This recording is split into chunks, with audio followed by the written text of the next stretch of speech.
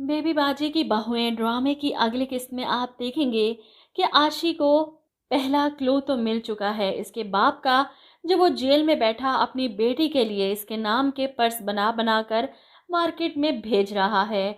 और हो सकता है यहाँ से आशी दुकानदार से पूछे कि ये आपने कहाँ से बनवाए हैं, कहाँ से खरीदे हैं, और यहाँ से इसे अपने बाप का पता चल जाएगा। वैसे आशी के बाप ने जिस मोहब्बत से इसके लिए पर्स बनाए हैं, ये देखकर पता चल रहा है कि वो शख्स अच्छा आदमी दिखाया गया है। ये सब किया कराया सायरा और बिलाल का है, इसीलिए वो बेचारा जेल में पड़ा है। वहीं वलीद अगले दिन फिर से अजरा भाभी की भेजी हुई तस्वीर को लेकर आशी के बाप की तलाश में निकल जाता है। नसीर भाई से माजरत कर लेता है कि आप दुकान पर आ जाएं, मुझे किसी ज़रूरी काम से जाना है। ऐसे में कुरैशी साहब का फ़ोन आता है वलीद को कि बेटा, समन बता रही थी कि तुम किसी शख्स की तलाश में हो।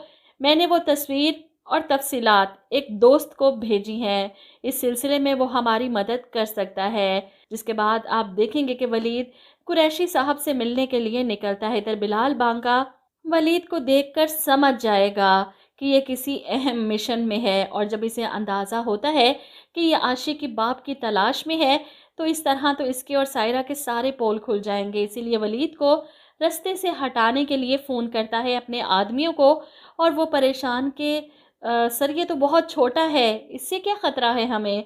जिस पर बिलाल बांका कहता है, अरे छोटा है तो क्या हुआ, उड़ा दो इसे। और बिलाल बांके ने जो कोशिश की वलीद को रास्ते से हटाने की, इसकी किस्मत अच्छी थी कि कुरैशी साहब से बात कर रहा था जब सामने से तेज़ रफ्तार गाड़ी आती है इसे कुचलने के लिए, और कुरैशी साहब अपने दामाद को बचा लेते हैं।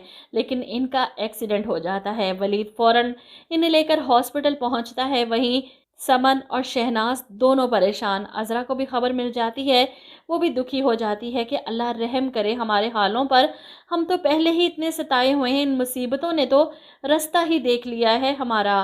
कुरैशी साहब का एक्सीडेंट तो होता है लेकिन बच जाएंगे फौरी हॉस्पिटल ले जाने और फौरी ट्रीटमेंट शुरू होने पर। इधर वलीद सोच सोच कर परेशान कि वो गाड़ी वाला जानबूझकर इतनी तेज रफ्तारी से गाड़ी लेकर आया था जैसे हमें कुचल देना चाहता हो, या सिर्फ मुझे ही।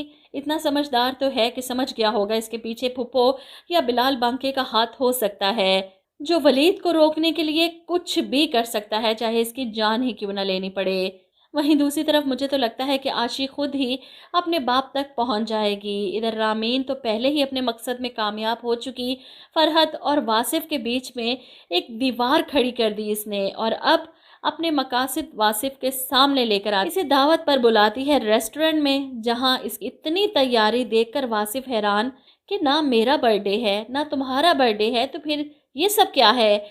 ऐसे में रामीन वासिफ के हाथों में अपना हाथ देकर इसे कहती है कि वासिफ, तुम जानते हो कि मैं तुम्हें पसंद करती थी।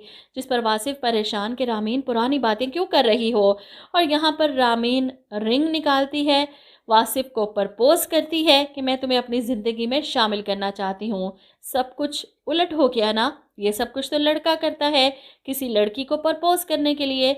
ड्रामे में तो हर चीज़ उलट दिखा दी। रामीन ने वासिफ का हाथ पकड़ा, मोहब्बत का इजहार किया, रिंग निकाली और इसे प्रपोज कर दिया। देखकर काफ़ी हैरत हुई। अब वासिफ के मान जाने पर इसके हाथ में रिंग भी पहना दे, यही कमी रह गई है।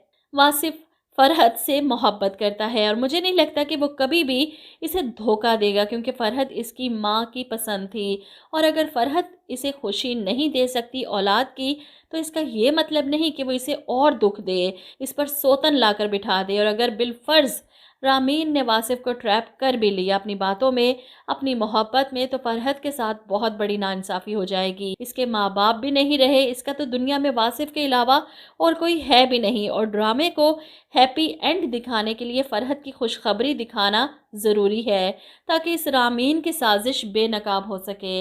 आप लोग क्या कहते हैं इस बारे में, कमेंट करके अपनी राय ज़रूर दीजिएगा।